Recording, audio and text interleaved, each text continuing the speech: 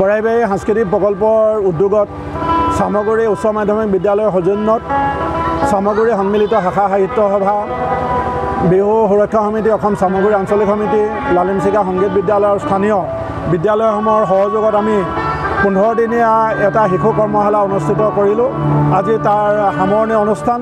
আজি সামৰণি অনুষ্ঠানটো আমি খুব আড়ম্বৰপূৰ্ণভাৱে অনুষ্ঠিত কৰিছোঁ আৰু আজি এখন বগাকৈ বগলী ফুট দি যা মানিক সোণোৱালৰ লখিমপুৰৰ তেখেতৰ এখন নাট আমি শিশুসকলৰ দ্বাৰা মধ্যস্থ কৰিছোঁ।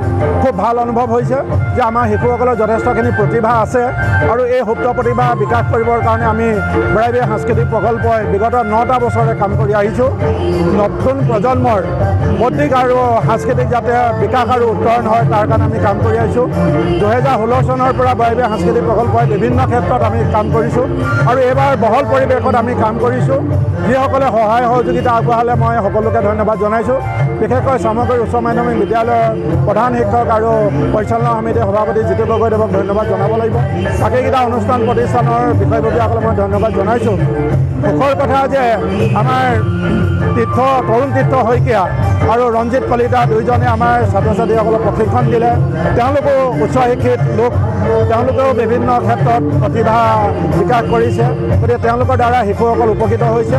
অদূৰ ভৱিষ্যতে আমি এনেধৰণৰ কৰ্মশালাৰ জৰিয়তে শিশুসকলক আমি আগুৱাই নিবৰ কাৰণে চেষ্টা কৰিছোঁ আৰু আপোনালোককো ধন্যবাদ জনাইছোঁ। আপোনালোকে আহি আমাৰ এই অনুষ্ঠানবিলাক প্ৰচাৰ প্ৰসাৰ কৰি আছে। গতিকে অঞ্চলটো গ্ৰাম্য অঞ্চলৰ এই শিশুসকলৰ যিখিনি প্ৰতিভা এইখিনি বিকাশ কৰিবলৈ আপোনালোকৰ জৰিয়তে আমিও সক্ষম হ'ম। প্ৰচাৰ প্ৰসাৰ আপোনালোকৰ জৰিয়তে হ'ব। মই আটাইলৈকে ধন্যবাদ জ্ঞাপন কৰিছোঁ।